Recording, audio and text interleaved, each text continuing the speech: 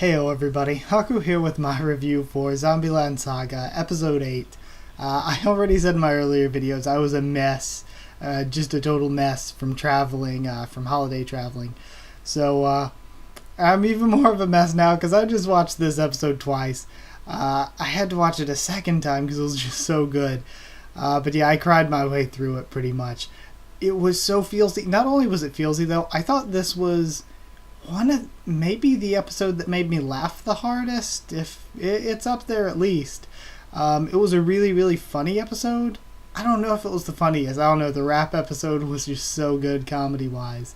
But it was incredibly funny. Definitely the most feelsy because, like, oh man, it was hitting me hard. But either way, starting from the beginning, the recap is usually whatever, but I was laughing a lot at this recap because of all the onomatopoeias used by Sakura. That was great.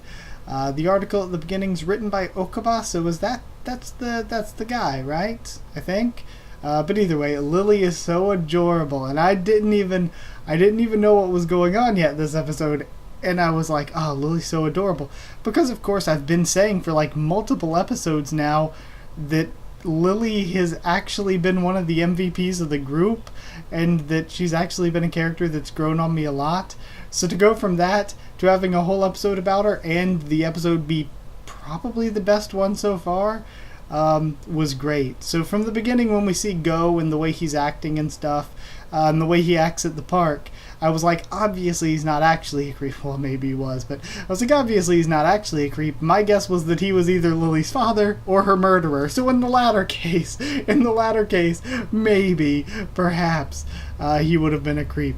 But at the same time, I feel like that would have been a kind of dark topic to get into, but I feel like it's the kind of topic the show would have totally gotten into. So then we finally have our meeting with Tatsumi and all the girls, and I love the conch that he uses.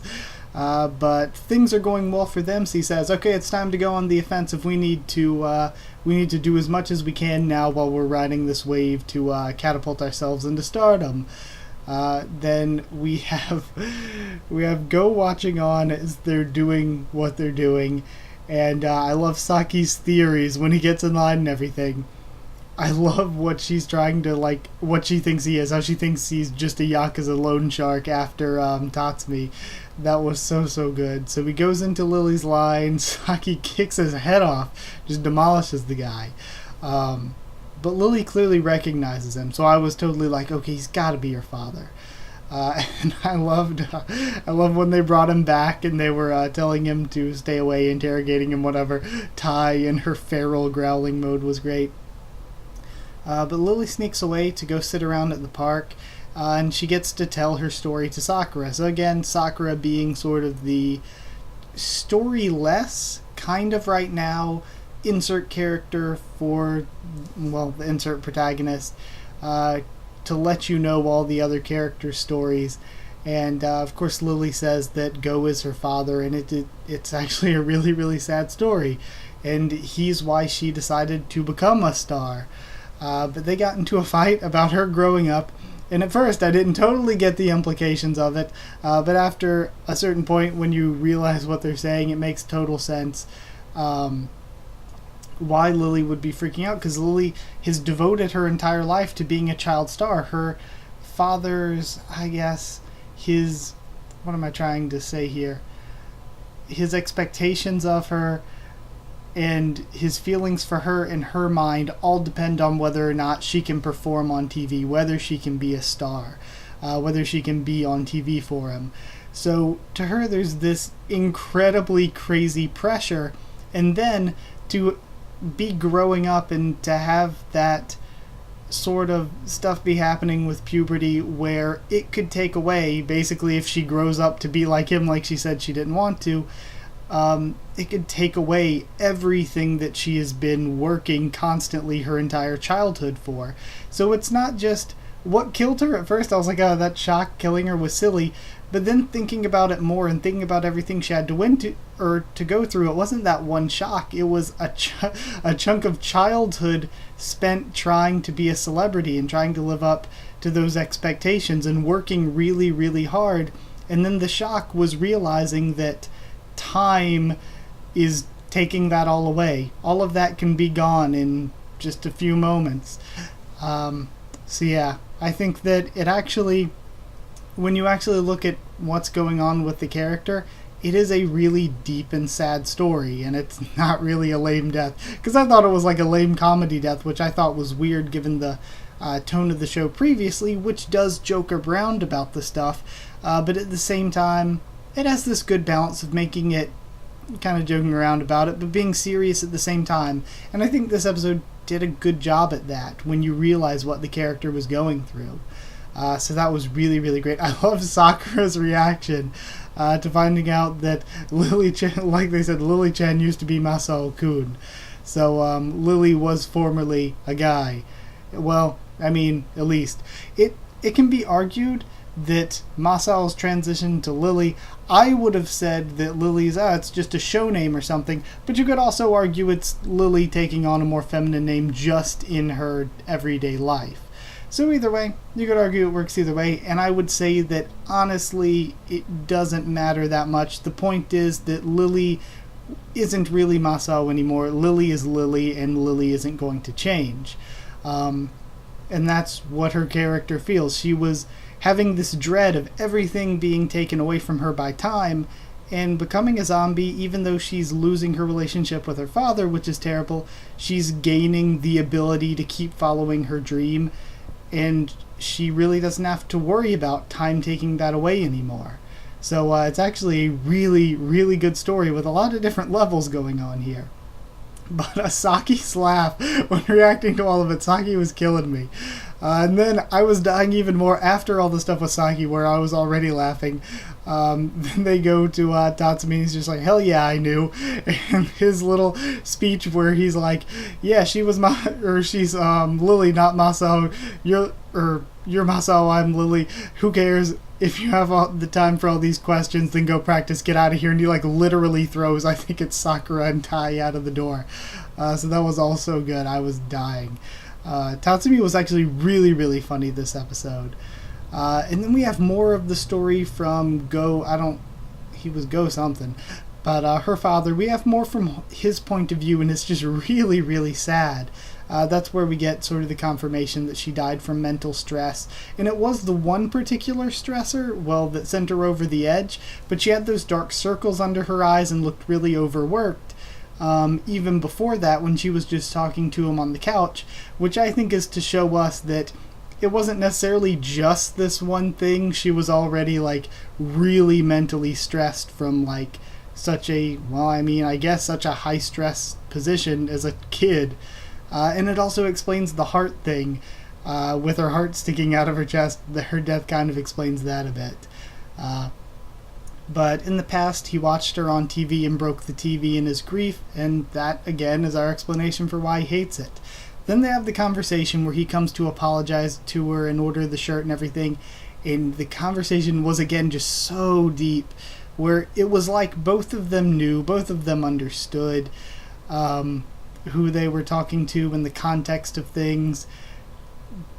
It was both like they knew and also like they weren't trying to say it, and it was just really, really, really good. So then we have the concert that they put on for Go, and it, again, is just so, so good. I think it's probably their weakest song, but the musical sound of the song wasn't really the important part. It was the emotional weight behind it and the message it carried.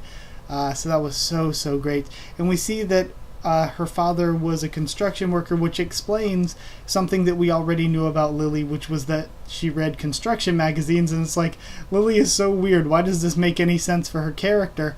But now it's explained with her character, it's because she grew up with nothing but her dad, who was a construction worker. So it was so great, and there's actually people have gone back and looked at things, and there were so many little hints for parts of the story, and it's so well done. It's so well written that I almost can't believe it. I'm almost struggling to believe how well this was written, but it was great. It just explained so much.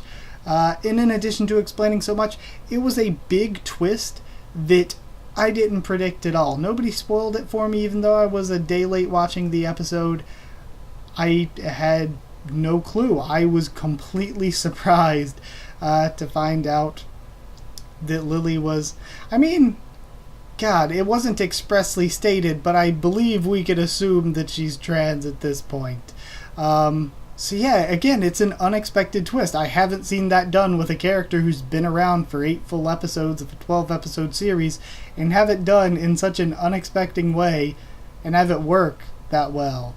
So yeah, Lily was actually a really well-written character all along. And I've said she's been growing on me every single episode. I don't know. Lily's probably my favorite now.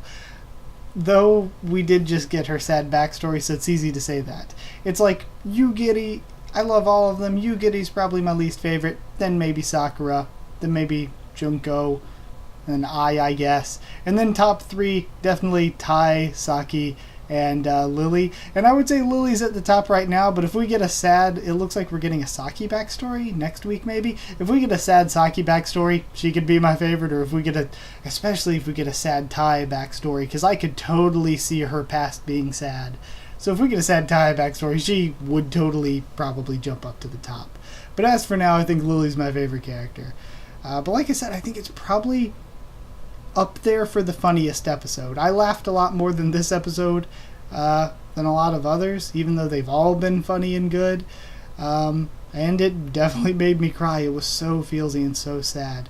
And we have a zombie Otokonoko. That's 2 relatively rare archetypes, both that are cool. Then we get both of them in one character. So I'm cool with that. And I would actually give it 11.5 in Chin Chin Chikus out of 10. 11.5 because this show is just breaking my scoring system like all over the place. Typically, I try to be really fair with scores, and I'm like, yeah, 5 out of 10's average. So if a show is good, if a show's average, I'm probably not going to review it week to week. But if a show is like good enough for me to want to review it week to week, I'm probably going to give it a lot of 7s and 8s, where I'm like, yeah, it's a good show. So then, like, there are shows that are, like, absolutely great, and I'm giving, like, 9s, 9.5, sometimes 10s a lot. And then shows occasionally come along that are so much better than even the shows that I'm giving the 9s to that I'm like, oh my god, they're breaking my scoring system. And Zombieland Saga is the first of those shows I've had in a while, I think. Because I don't know if you would count Boku no Hero Academia that way, because some of the scores were, like, 7s and some were, like, 11s.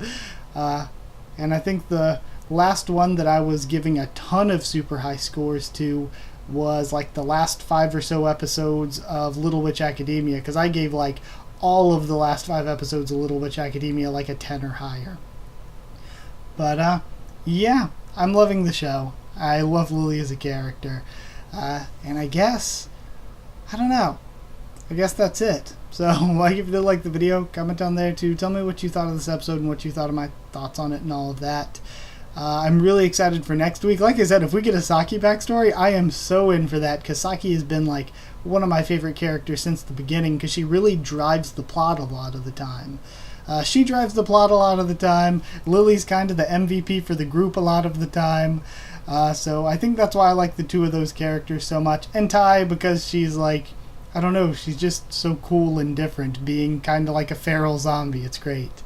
So, yeah, like, comment, subscribe for more Zombieland Saga, much more on the channel. I already posted it on Twitter and probably Discord, I think, but I'm probably not going to do the Index 3 review until tomorrow, and then Hot Q&A's coming sometime this weekend too. Same with the One Piece anime video, while I'm trying to catch up to that. So, yeah, and also if you want a link to the Discord server to talk to me or more of us about the show on Discord or anything else on Discord, we talk about a lot of shows and light novels and manga and whatever.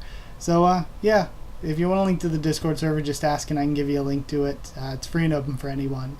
So, yeah, that's it. Thank you once again for watching, and I'll see you all next time.